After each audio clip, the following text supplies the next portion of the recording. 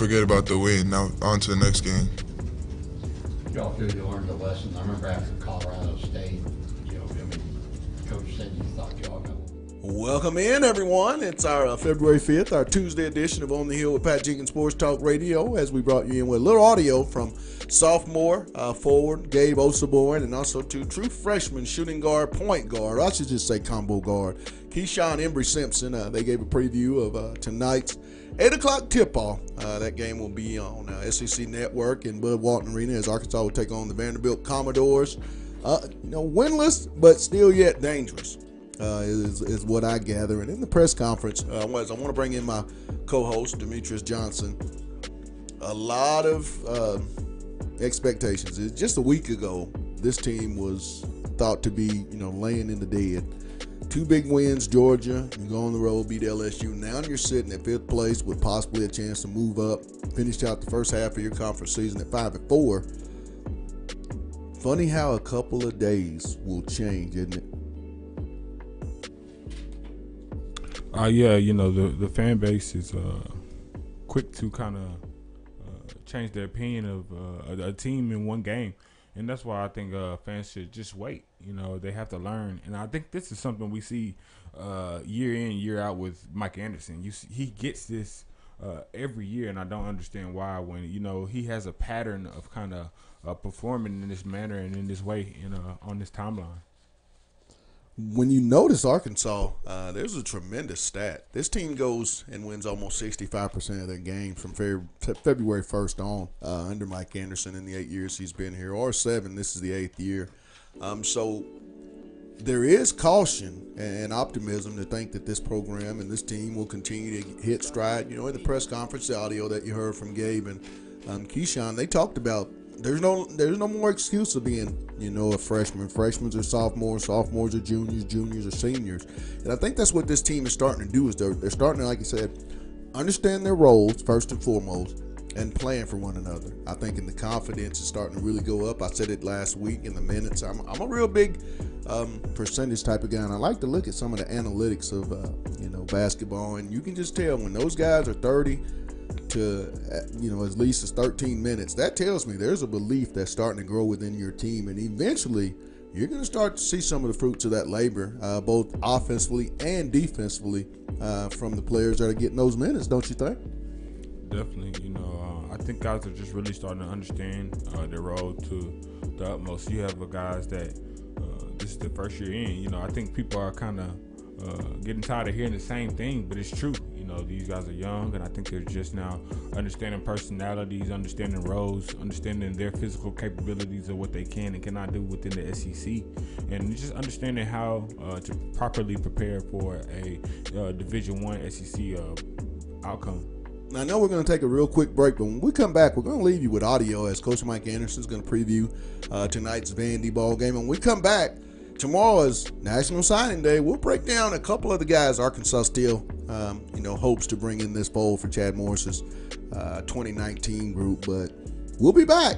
We're going to leave you with Coach Jay with his Vandy preview. It's On the Hill with Pat Jenkins on KDSJ 479. Back in a bit.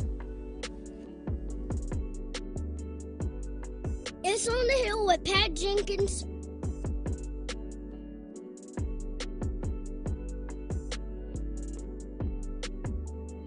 That's over with. Get the emotion out, and let's get ready for a Vanderbilt team that's a very, very talented team. And contrary to what everybody think, they're getting better. They played Tennessee, which is the number 1 team in the country, had them beat. I think they were up 6 with like a minute to go, and so we know they're a very talented team. Young, but they're very, very talented. And they have some guys that played here last year. Lee Saban Lee is one of those guys. Toy, we know Toye. I think he had a game here where he had 6 threes when he was a freshman. So he's very talented. A team that shoot the basketball well. We got to really guard the perimeter, and we got to do a much better job on the glass. I think that's got to be a big key going forward. We look at the game from Saturday. We had a good efficiency with assists. we shot the ball well. We had efficiency with the assists. We had too many turnovers, especially in the second half. But the thing that glares at you is the rebounding. They had 19 offensive rebounds, and so we've got to be able to correct that. It's amazing. You can correct something over here, and then something else kind of opens up, and that's the sign of a team that is learning as they go. So, but again, we're looking forward to playing against a Vanderbilt team and playing in front of our fans. Yeah, Mike, you go from playing on the road against a team that's won 10 in a row to playing at home against a team that's lost 9 in a row, especially with young guys. How do you keep them from maybe suffering a letdown or maybe not having the same, juice they had at LSU, making sure they have that same sense of urgency against Vanderbilt? That's going to be a big key, and a lot of it's going to be, within those guys. Welcome back, everyone, to our Tuesday edition. It's our February 5th edition of On the Hill with Pat Jenkins Sports Talk Radio. We come to you live each and every day here on KDSJ 479 from 1 to 2 p.m. Monday through Friday. And we let you hear the preview from Coach A talking about this upcoming ball game tonight, 8 p.m. Bud Walton Arena coverage. SEC Network. Arkansas will be taking on the Vanderbilt Commodores. And, I think Coach, the one thing they talked about, Demetrius, and I saw something on social media after that game, which, it kind of, if you're a fan and if, you're looking for something that when the team's getting it, it was the celebration in the locker room as Coach was drenched or doused with bottles of water. And I don't know what that dance was, but the question was asked, what type of dance? I think he was trying to do the shoot. Are you familiar with that dance that's going on out of Memphis? I'm familiar with the dance, but I'm not familiar with the way Mike Anderson tried to execute the dance now. I don't think anybody, but, just kids, when a coach is able to just kind of peel back the seriousness and really indulge and engage with his players and those individuals. Don't you think that kind of helps with just how much more comfortable you are with your coach? I mean, look at Dabo Swinney. He's always dancing. He's been doing it for how many years now? I mean, when players are able to do that with your coach, I mean, what does that do for the psyche of the program as well as that team in that moment? I just think it's one of those bonding things. It's always fun to have those moments with your coach. It just opens up the relationship more, and I think it makes you more willing to lay it all on the line when it comes down to that crunch time. You're willing to do and you embrace whatever your coach says when you have that that fun, enjoyable relationship, but also when it's time to be disciplined and be serious. I got a kick out of that. It's something that and it was kind of really, Coach. I think Coach A stepping out of his comfort zone, and I think that's what kids more so want to see. It really made me feel good to see something that I hadn't seen from, in Coach A's personality. He did step out, and like I said, I don't know what kind of dance that was, but just the simple fact that he tried to do it. I'm of the belief. I don't even know what the shoot. What is that? The shoot or shoot? Yeah, and not only does it build that relationship, I think it brands your program in a way that appeals to younger generations. When they see these older guys try to do things that are modern and the fad within the younger guys, I think it makes it appealing to come to the University of Arkansas, where you have a coach that's he just tries to be in tune with what's going on with the young people, and I think that's very intriguing when it comes to recruiting. Talking about a guy that's being in tune and recruiting, tomorrow's big National Signing Day for the late period. Finally, coaches get to put a lid on that 2019 class and sign the remaining prospects that they've so eagerly been awaiting to sign. Arkansas is no different, as I expect. Young men like Jalen Catalon, he's going to be signing at 8 p.m. Amonte Spivey will be making his decision between Ole Miss and Arkansas tomorrow morning at his high school at 8:30. Where, if you're a bet man, where do you think he's going? Will he decommit, or will he be a hog or a rebel? Which way are you going? I can see him being a hog, and specifically pointing back to what Coach Morris really sold the program off of, playing time. Right. When you look at the guys that's still on the roster, with Devoir Whaley being a senior, you got Rakeem Boyd Jr. He's probably projected to go to the NFL. You have you had the guy that transferred. I can't think of his name right now. He transferred to Malik Williams. Malik Williams. He transferred. So I think it's room for him to really come in. You got Chase Hayden.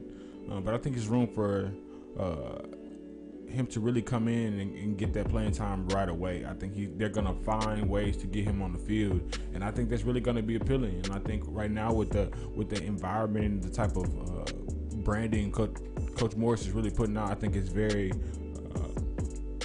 intriguing for young people to really look at and take serious coming to the University of Arkansas. Totally agree. I mean, if he's just half as good as Justin Ross, a young man that he played with his junior year from Phoenix City, went on to be a phenom sensation at Clemson, really had a great big time national championship game. If he is half of that type of player, I think Arkansas, without question, will put this young man on the football field. 6'1", 208 pounds.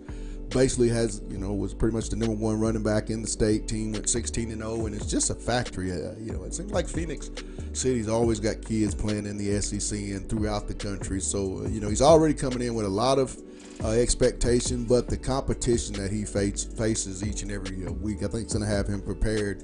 I think he's Arkansas. I got on his profile picture, Twitter, and he still has the Arkansas commit, so that doesn't let me believe that he's going to be, not playing at least 3 or 4 years here in Fayetteville. And then at 10 a.m., Traylon Burks. We all knew Traylon was going to be a hog. He'll be signing with the Razorbacks at at Warren High School. I'm so sorry, the young man attends Warren, but this guy's going to be special, Demetrius. Through sources I've talked to out of Warren, he's right now 6'4", 242 pounds. And the kid is running a 4.4 after coming back off of knee surgery. Talk about those measurables. At wide receiver. I mean, it's good. We were talking yesterday, and I was saying how Arkansas hasn't had a great dominant wide receiver in a few years. I guess going back to the Petrino area. And I think these guys that we have coming in can be they can statistically match those guys that we've had in the past when we were competing for those SEC championships and competing for the top 1 to 3 spots in the SEC. So I think it's good. I think we're going to find our identity. I think we have a lot of keystone pieces with guys coming in on the offensive and defensive side of the ball. So I think Chad Morris is really headed in the right direction. I got a chance to see a post that the Razorback posted with them not being able to wear swag and having to wear the gray sweatshirts and writing with markers on the shirts, with names and quotes. And to me, man, that's excellent marketing and branding, because last year he came out, I was very hard on him last year, and I kept saying, I think he gave the guys too much room with the social media to go on there and really brand themselves, and I think it really took them away from the game. But I like how he came on the opposite end of the spectrum this year, understanding that hey, I maybe gave those guys too much room. Let me dial back a little bit and let me start over and get this thing right. And I just think it's an innovative and adapt the ability to adapt to his situations. I think that's really what's going to make Chad Moore something special here at Arkansas. I really think, I agree with you with his recruiting abilities. I also think, when you look at Adonis Ote, young man that's been committed to Arkansas for quite some time, out of Blackman High School there in Murfreesboro, teammate of already enrollee Trey Knox, big-time wide receiver. I think Arkansas is going to get him. It's Arkansas or USC, but, and I understand, when a young man goes out to SoCal, in the bright lights, how can you not have a good time, Demetrius? You're an 18-year-old kid in Southern California, being wined and dined, taken to the best places, and it's USC football. I understand all that, but I think at the end of the day, I think Coach Chavis, Coach Mark Smith, I think Ron Cooper, I think they've done a great job in the recruitment of Adonis. I think Adonis will sign at 10:35 tomorrow, his signing time. I think he will be a Razorback. And then we'll go to Hudson Henry, one of the good old guys, a legend by name. At 12 o'clock, Hudson will make it official and get into the fold. But two that I think really are going to be the ones to make or break this class. And if they're able to get Lakai Henry out of Dodge City Community College, the top-rated linebacker and the third-rated JUCO player in all the country. I know he's out of by way of Adelia, Georgia. Was one of the top 2 or 3 linebackers coming out of high school. Made his way up here, Demetrius, this Sunday. I saw a video on social media. I believe it was Twitter. He and Scooter Harris. And Scooter's been a real real big influence in this upcoming class, particularly with guys like Lakiah Henry and Devin Bush, Greg Brooks. He's played a part in getting some of these young men to Fayetteville. But I really think it's going to come down to, the final three of Arkansas, Texas, and Ole Miss. He's visited all three schools. Recently on Saturday was at Texas. The weekend before, Ole Miss was here the LSU weekend of November 10th. I think in the end, his relationship with John Chavis, hey, when it's the chief recruiting you, I won't go against the chief, not at any point. I think he will at 1 o'clock announce for the University of Arkansas. And lastly, Chris Russell's a young man out of the state of Tennessee that John Chavis has been really, the lead recruiter on and really coveting since day one. I think he's going to make his decision in his hometown at 4 p.m. So if they're able to get Henry and Russell, you're talking about, Demetrius, now linebacker depth. You've already got Zach Simos. You signed 3 linebackers. Andrew Parker's a young man that you had the red shirt to go along with Bumper Pool. Now you're talking about 5 new linebacker faces that you're going to have at least 2 to 3 in a few more years on down. How big would that be to be able to get those 2 linebackers here in so late in the recruiting game, and in particular the nation's best JUCO middle linebacker? I think it would be huge. Scooter's going to be a special player for the University of Arkansas. It's a guy that really has statistically done an amazing job, and I think with a better supporting cast at that linebacker position, I think it's only going to herald him more stats and more positivity this year.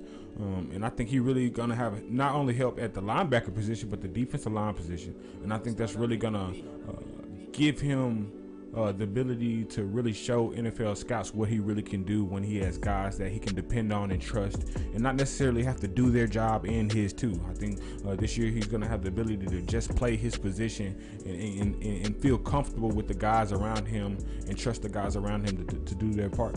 We're talking about trusting guys around him. We went back and I did some research. This season has been up and down for this young basketball team, but I went back and Coach Mike Anderson, Demetrius, told everyone, and we're going to play it in 2 parts. There's some statements I want fans and listeners to hear because Mike said it back in August, and then we're going to follow up and talk fastest 40. Following part 1, we'll play part 2 in the 1:45 hour with Kevin McPherson of Allville.net and AR Hoops. He'll come on and get his keys for tonight's ball game versus the Vanderbilt Commodores 8 p.m. tip-off Bud Walton Arena. But the first part I want you to hear, and it talks about the youth of this basketball team. Mike said it earlier, the pieces. He talks about the defensive side of, and the offense side. Just a lot of things that, had we been listening to Demetrius in August, we would have heard. But we'll play a little bit of that, and then we'll come back with Kevin McPherson of AR Hoops.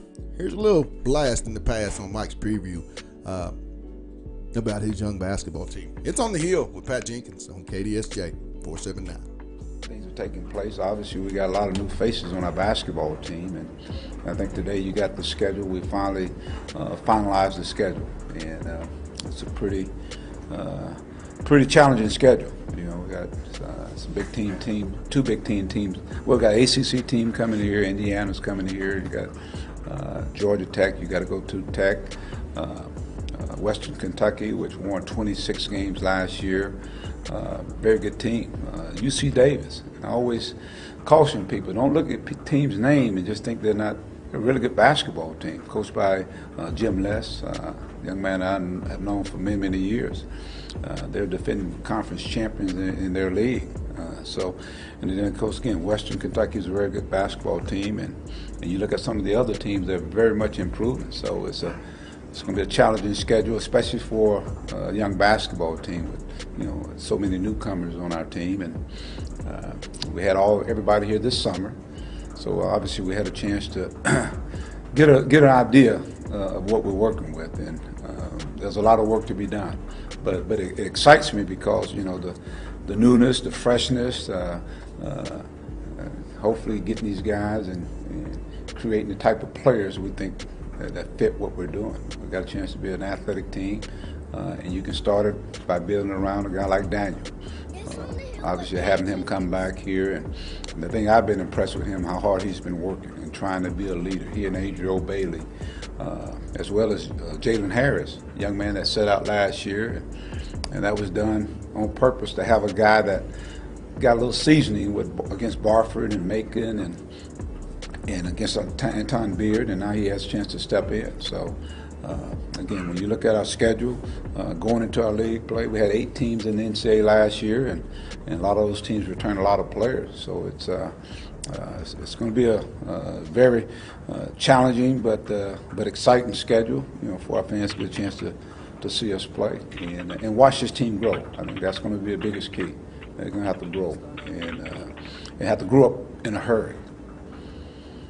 Welcome back. It's our Tuesday edition of On the Hill with Pat Jenkins Sports Talk Radio, and we let you hear audio. I hope you got it. We said to me, Tristan, before we bring on our special guest, real quick, Coach Anderson, for all you listeners and viewers, like I said, if you're listening to that, that little audio, he said it back in August about this young team and the maturation process. But we're going to talk even more about this young team and Coach A's Fastest 40 with our good buddy. He's joining us now to talk it. Of AR Hoops and Hogville.net, Kevin McPherson. K-Mac, welcome back to the Hill, my man. Good to be with you, Pat. How's it going today? Doing real good. Let's talk about tonight's ball game. But more so before we get into that, let's recap this past weekend's ball game. Arkansas travels to Baton Rouge. Not a lot of people throughout the nation, and maybe some inside the borders in the media, didn't give this team a chance based on what's been happening in the previous 4 road outings. But Arkansas goes on the road, knocks off 19th ranked LSU, and I don't want to put a lot of pressure on the officials, but had to beat 3 more as well. Talk about what this can do for this young basketball team if they're able to win tonight, go 5-4, and look into the last 9 games, Kevin. Yeah, we've seen this pattern before with Mike Anderson teams, coach teams. The last 2 years, these teams got out of the gate slow in SEC play. They turned things around to get either a winning record or close to breaking even at the turn, and then the last stretch of games, the last 9 or 10 games, is when they make their hay and secure an at-large bid. And this young team, a little harder to predict that because those 2 teams were veteran teams and they shot better at the free throw line. And I keep talking about free throws because in the SEC, every game's a grind, it seems like. It comes down to 1 or 2 possessions late, and if you can't step to that line and make free throws, it's hard to come out with a win. And we saw Arkansas 6 losses by 22 points combined. They're right there, but they couldn't knock them down at the free throw line. Right. Conversely, you talked about it, LSU, you know what? The free throw line didn't matter. As badly as Arkansas got bludgeoned there, and that was a grossly lopsided affair on the foul calls and the free throws. But what did Arkansas do? Hasn't been a good offensive team most of the season. They go out and shoot 58% on the road against a ranked team that's a good defensive team. Right. And that included 54% from 3, and they outscored LSU by 26 points from the field, Pat. And so that's what it took. The bench, the starters, you had 5 guys in double figures. You had some good defensive effort as well. Arkansas forced 21 turnovers, and the last one led to Mason Jones' game winner. So, this is going to be a big boost for this team. Now there's an opening. There's a door. The door's cracked, and they're about maybe to kick it open and secure a 3rd consecutive NCAA at-large bid. It's a little early to just come out and say that's going to happen, but now you can see the daylight for that to happen. Pretty much from about the middle part of that, first half of the Missouri game, that defensively, they've started, really causing a lot of havoc, getting their hands on a lot of balls. And when you look at this defense, it's not so much about the steals as, Coach Anderson always preaches deflections. They've gotten almost over 80 turnovers during this little run, their 3-game stretch, Kevin. But when you also look at it, I'm a big proponent of analytics, and I'm looking at the top 8 or 9 guys, and they're all going between 13 and 30 minutes. On the average, I think Saturday, Mason and Coach Anderson really mentioned that Daniel. Those guys might have played a little extra, but when you talk about those minutes, doesn't it signify just the trust that these freshmen and Coach Anderson are starting to have with the young guys that are going out, like Keyshawn hit 16 points, 4 out of 6? What does that say about the growth of this team based on what you're seeing minutes related? Absolutely. They've been so close all year, Pat. And Mike Anderson teams, they have to rely on their bench for the way they play. So he's really forced to play guys, but it's not like they can't play. You look at Gabe Osaborn, you just mentioned Keyshawn. He plays 16 minutes, fouls out with 7 minutes and 30 seconds left, but he hits a big 3 in that first half run. Arkansas 13-0 run Arkansas had, but he takes 3 charges. He got 3 rebounds. He got 5 assists, which was a career high. I think they went back and looked at the film. They're getting saying he actually had 6 assists. But you see with all the different things Gabe can do on the floor for you off that bench. You know, Adriel Bailey's starting to play a little bit better. We know what Reggie Chaney can do and has done. He had a couple of big baskets. And even Desi Seals, who I thought he had a Barford-like rundown on Skylar Mays, and I thought that was a clean block. They whistled a foul, which they did a lot in LSU's behalf in that game. Right. You look at these Warriors. These guys are talking about being warriors now. They talked about in the press conference yesterday that they're soldiers is the word they use. But you're starting to see that. They've been a sound defensive team. When they put together offense like they did at LSU, if they start to do that, they start to figure things out on both ends of the floor. Look out, because I'm going to tell you a little secret here. A lot of people haven't talked about this. I'm going to write about it. If you look back at the last couple of teams that were veteran teams, and you look at the same point in the season, last year's team had 6 blowout losses at the same juncture of the season by the end of January. The previous year, the Hogs had been blown out 4 times by this point in the season. This team's only lost by double figures twice. They've been in so many games, and if they figure out and put these last couple of puzzle pieces together, this can be a really good team. I think the chemistry's great, Pat. Now, when you look at these next few games, there's 3 really winnable games before you host Mississippi State, which could be really huge. I mean, you're hosting Vanderbilt, you're at South Carolina on Saturday, then you're at Missouri before you come back a week from Saturday to host the Bulldogs of Mississippi State. How winnable are these games? And just think of the possibility if this team comes back a week from Saturday and they're 7-4 in conference. What's the ceiling? If they're able to continue on and like I said, get to Mississippi State with a 6-game winning streak, how much confidence when you deal with a young team can this really give you, Kevin? Yeah, I mean, it's immense.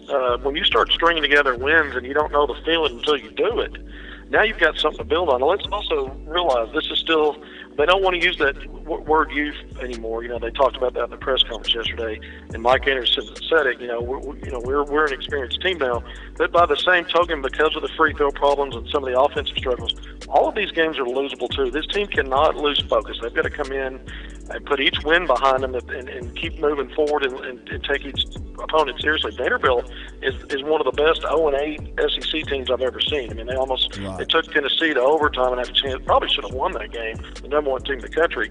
So I think you're right. I think if you can get to 7-4 before you host Mississippi State, a ranked team, in your house in a couple of weeks, this team can build from that and possibly pick up some more quality wins down the stretch and put themselves in position again for a 3rd NCAA tournament in the last 3 years.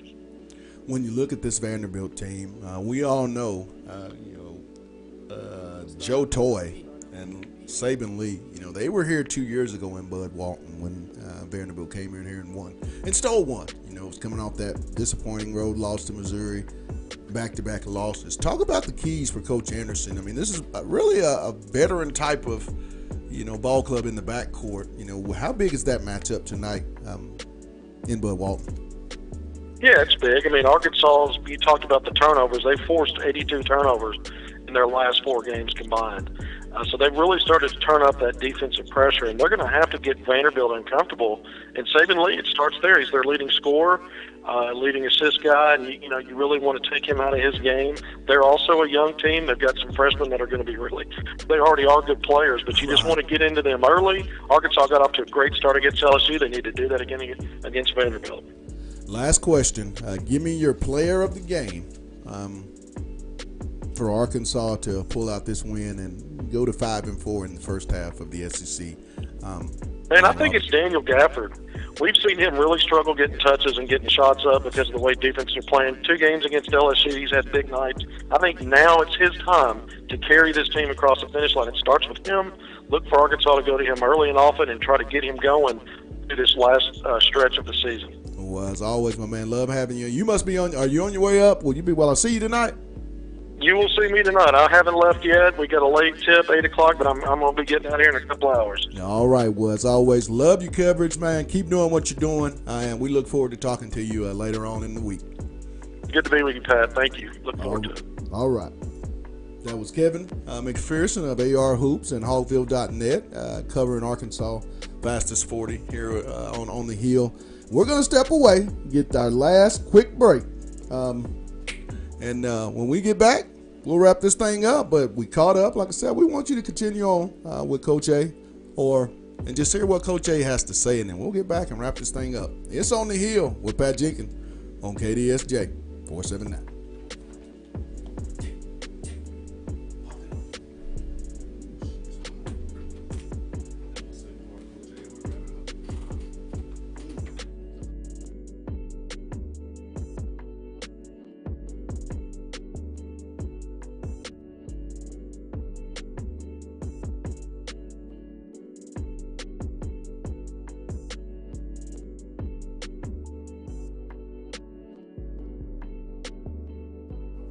Last year, but it's pretty tough.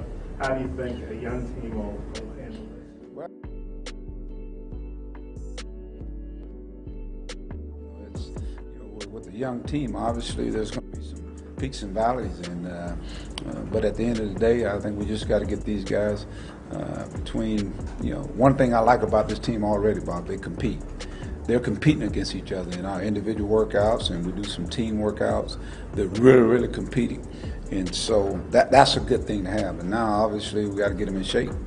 And conditioning will start next week, right after Labor Day. So they got up until that time, and then we'll really jump into the conditioning portion of what we're going to do. And then we'll start practicing in October. And so, but we've got to get these guys to get all on the same page. They all come from individual high schools and what have you, whether it be junior college, in Mason Jones' case. So we've got to get these guys to be on the same page and learn to play defensively, offensively, learn the verbiage in terms of calling defenses, learning how to play defense. A lot of high school guys, they do everything on their team. So, but it is a challenging schedule. But I always say that's how you get your team prepared, get them ready. For what's going to take place in the SEC. You're going to have at least 6 to 8 teams that are probably going to be ranked in the SEC. When you look at our league, it's going to be really good. You got Kentucky. They'll be one of those teams that are ranked right out the gates. Mississippi State returns a lot of people. Florida's going to be good again. You go on and on. I mean, our league is going to be really, really good, and so we got to be battle tested and be ready to hopefully take care of the home floor and go on the road and win some games. A lot of times you can kind of ease into the season. You can't do that this year. You got Texas. What's your thoughts on starting the Longhorns? Well, that's again, you say Texas and Arkansas, you say the mouthful. And I didn't leave them off, but we're honored to play in that game. It's a game we'll play in El Paso. We know home Coach Richardson, but it'll be on Fort Bliss's on the base there, and it'll be in front of all the armed services there and their families, and so and they got a chance to be a really good basketball team. They lost the Mo Bamba kid, but they got all those guards. Welcome back. It's our Tuesday edition of On the Hill with Pat Jenkins Sports Talk Radio. We just wrapped up. For those that have just tuned in to us on our Tuesday, our February 5th edition of On the Hill, Kevin McPherson of AR Hoops, also Hogville.net, writes a lot of and covers recruiting for Hogville.net. You can find his article in Whole Hog Sports and NWA Online. Kevin does a great job with all Razorback coverage, both in team and recruiting wise, does a great job. But we want to continue on as we're going to be wrapping this up here shortly. Talk a little bit more in the recruiting and tomorrow. We're going to have a special show. We'll probably be we'll be early tomorrow, as we're going to have to make our way to the National Day press conference there at Arkansas with Chad Morris. So no show from 1 to 2, as we'll be at the National Signing Day press conference at the University of Arkansas. But we'll have much coverage for you guys on Thursday. Much coverage. Hopefully player interviews. We'll go around the SEC and find out just what schools feel as the 2019 class has come to a close, and we start looking to the 2020 vision here at the University of Arkansas. But I want to real quick bring in my co-host, producer, Demetrius. Out of all the ones, I'm going to name the names. You tell me 100%, 50% on signees. Jalen Catalon, 100% or 50%? I think he's 100%. Amonte Spivey from Phoenix City, the running back that they have to have, 100% or 50%? I'm going to say 75, my guy. Okay, you going to say 75 Arkansas? I'm going to say 75 Arkansas. All right, Traylon Burks from Warren, Arkansas. Oh, 100%. All everything wide. He's all hog. Adonis Ote, the D-back out of Murfreesboro, Tennessee, Blackman High School, USC or Arkansas? 50%, 100%. I think that's 50-50. I'll go 80% Hogs, 20% USC. And the only reason why I give Arkansas that is that it's, he's going to be familiar, and I think he planned on rooming with his teammate Trey Knox. So that's why I say 80%. Can't give a total 100%. I'm like you, D. We're still dealing with 18-year-old young men, and this is the biggest decision of their life. I mean, this is the day that you've worked your tail off to get, but now so much is going through your mind because after this decision, half of it's on you, and it's the day really that you start to become an adult with this decision. Next, Hudson Henry, all hog, 50 or 100. All hog, all bacon, baby. JUCO linebacker Lakia Henry, 50%. Arkansas, Texas, Ole Miss are his final three. Where we sitting with Lakia and his decision tomorrow? I believe at 1 o'clock. I think it's still 50-50 with him. I think Arkansas, I say 51-49. I think it's going to be a really close, but I think Scooter Harris and his relationship with Dijon will be the end-all, be-all, and I think he understands by looking at the way Scooter has been developed. And I think just, the chance to play for Chief and be one of the many linebackers that he's developed. Coach put a lot in the NFL. I think that will be the deciding factor. And then Chris Russell will finish it out at 4 o'clock. In his hometown, Arkansas or A&M. Where you at? 50%, 100%. I'm gonna take your number. I'm gonna go 80-20. 80% hog, 20%. Now, if they were able to get these 7 kids, this is gonna be a tremendous class. As you're looking at 4-star catalog, I think Spivey should be a 4-star. I don't know why he's not. But he's a high 3-star, 4-star in Burks, 4-star in Ote, 5-star in Henry, 4-star in Lakia Henry, the linebacker, and high 3-star in Russell. You're talking about young men that can come in and impact your program at positions of need. That's the thing that really sticks out to me as we wind this 2019 class, and then Coach Morris and his staff's first year of evaluation, true evaluation. They were able to go out and get needs of impact, guys that can really step in here, and if they're able to handle the physical and mental part of the game, they're going to be able to impact in the SEC and start the maturation process at a very, very young age. But that's going to wrap it up. We want to give a thank you to our guest, Kevin McPherson of AR Hoops, and also Hogville.net for coming on and giving us game keys to Arkansas's ball game tonight in the Bud versus the Vanderbilt Commodores. 8 o'clock tip-off. You can watch that game also, too, on the SEC Network. 8 o'clock tip-off. Want to give a thank you to my producer and co-host, Demetrius Johnson. We call him Demigod in these parts. And lastly, to all our listeners, until tomorrow, you have I need to speak out for our sponsors, don't I? How can I be remiss and not mention our sponsors? Lindsay and Associates, with an office location in Fayetteville, an office location also too in Rogers. The Baymont Hotel, located at 735 South Shiloh Drive in Fayetteville, and Locomotion, that's located just below the Northwest Arkansas Mall. That's going to wrap it up. We'll be back tomorrow with much, much more. It's On the Hill with Pat Jenkins on KDSJ 479. You guys have a blessed one.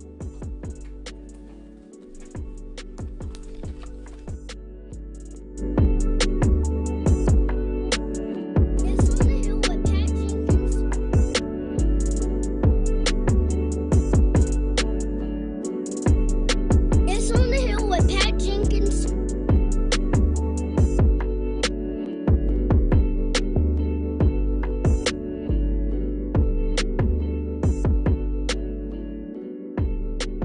It's on the hill with Pat Jenkins.